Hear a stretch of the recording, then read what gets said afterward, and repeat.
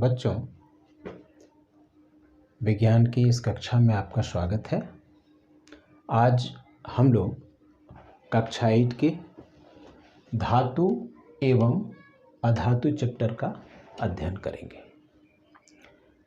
आप जब अपने आसपास देखते हैं तो बहुत सारे वस्तुएं दिखाई पड़ती हैं, जैसे किताब है, साइकिल है, तवा है, बहुत सारी वस्तुएं।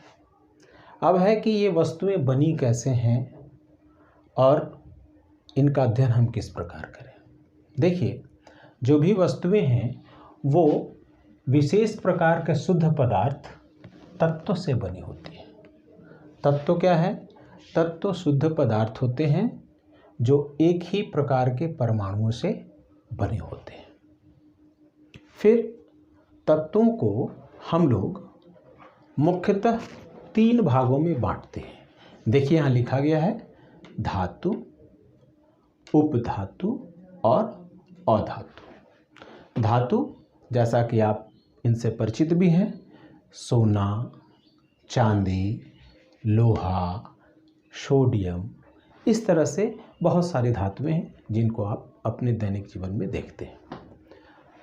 अधातु में पहले बताऊं, कार्बन, ऑक्सीजन, सल्फर, नाइट्रोजन, ये सब अधातु हैं। और कुछ ऐसे तत्व हैं जिनका गुण इन दोनों के बीच में आता है, उनको उपधातु कहते हैं, जैसे है बोरॉन, सिलिकॉन, जर्मेनियम इत्यादि। देखिए,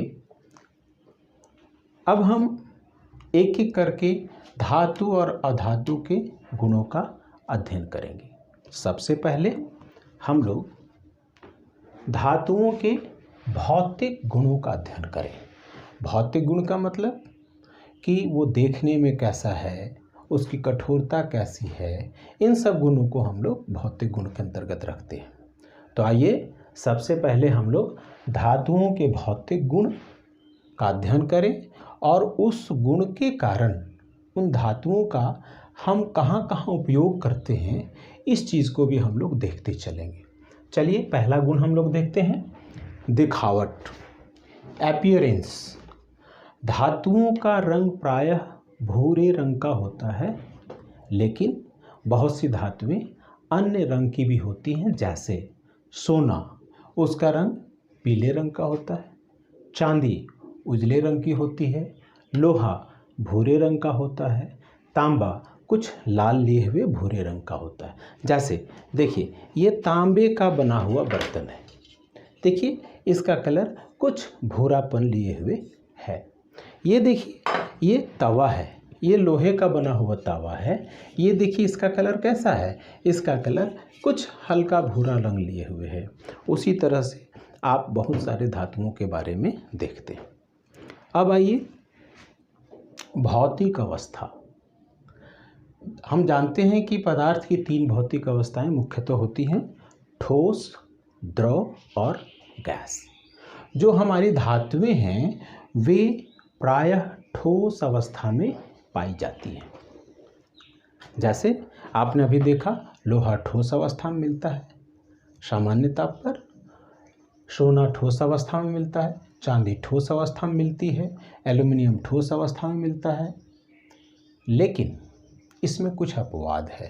जैसे पारा एक ऐसा धातु है जो कमरे के तापमान पर द्रव की अवस्था में पाया जाता है। अब अगला गुण हम लोग देखें, कठोरता। धातुएं प्रायः कठोर होती हैं, उनमें हार्डनेस रहता है।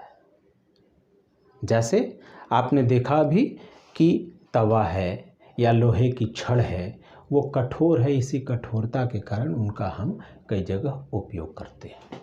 लेकिन इसमें कुछ अपवाद भी हैं। अपवाद का मतलब जिनका गुण कुछ दूसरे तरह का होता है। जैसे सोडियम, यह एक ऐसा धातु है जो मुलायम होती है और इतनी मुलायम होती है कि उसको चाकू से हम काट सकते हैं। अगला गुण की तरफ बढ़े हम लोग, चमक। धातुओं में एक विशेष प्रकार की चमक होती है जिसको धातुई चमक कहते हैं।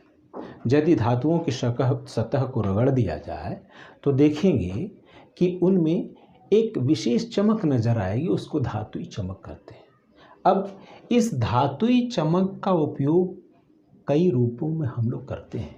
धातुओं की इसी चमक के कारण हम लोग आभूषण बनाते हैं, जैसे सोने के आभूषण बनाते हैं चूँकि वो चमकीला होता है, चांदी के आभूषण बनाते हैं चूँकि वो चमकीला होता है।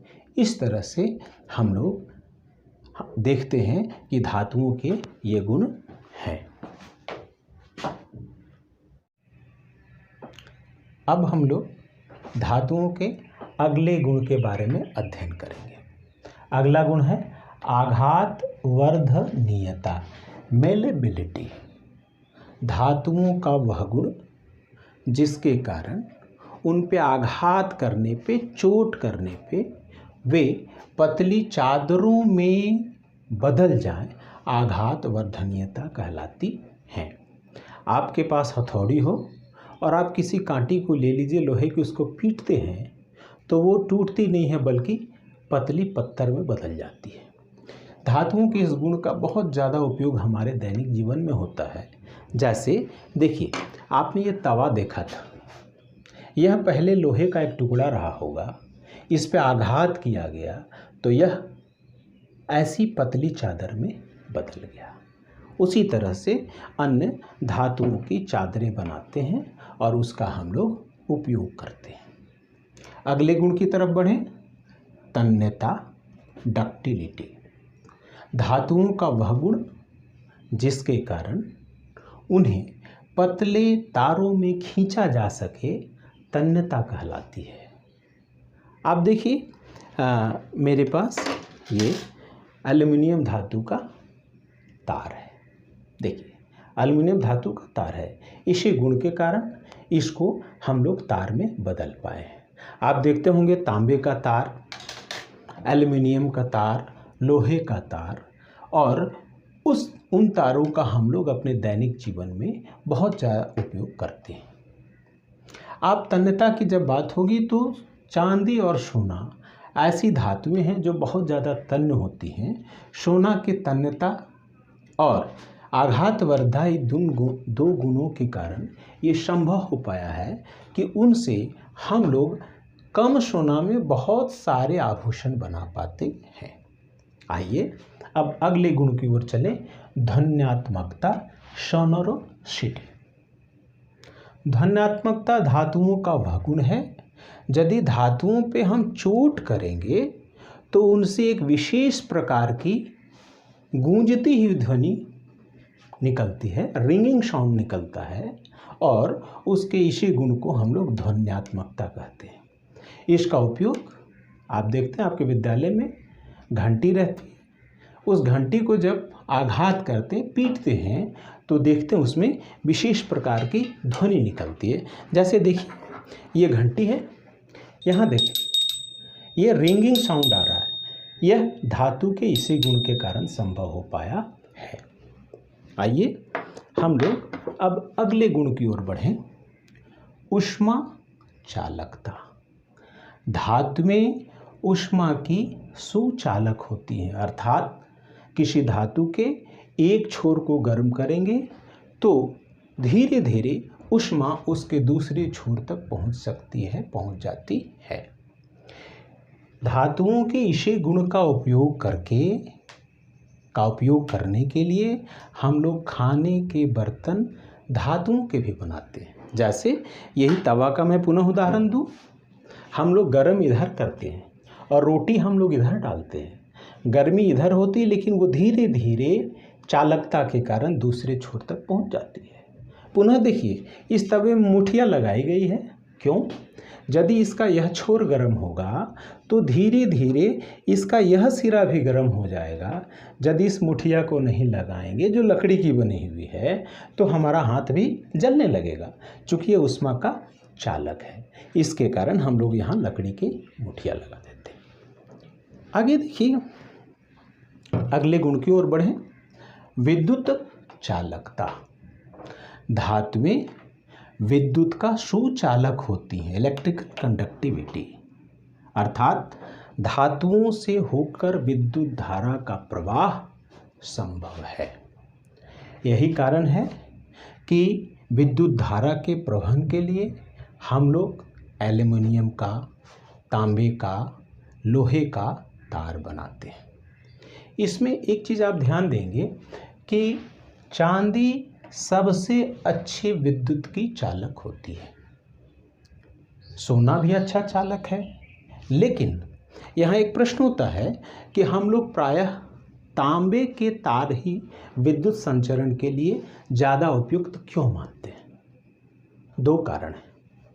हम लोग 3 धातुओं के बारे में सोचें, सोना, चांदी, तांबा और एल्युमिनियम। जो सोना और चांदी है वो बहुत महंगी होती है, जिसके कारण हम लोग उसका उपयोग संचरण के तारों के लिए ज़्यादा नहीं करते, जबकि तांबा उससे सस्ती होती है। एल्युमिनियम सस्ती तो होती है, लेकिन एल्युमिनियम जो है उसमें लचीलापन कम होता है, तो उसके टूटने का डर रहता है।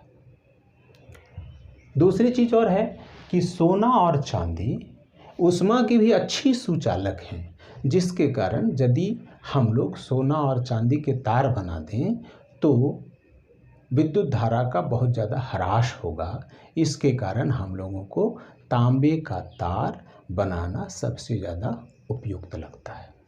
तो इस तरह से हम लोगों ने धातुओं के भौतिक गुणों का अध्ययन किया। अब हम लोग अधातुओं के भौतिक गुणों का अध्ययन करेंगे।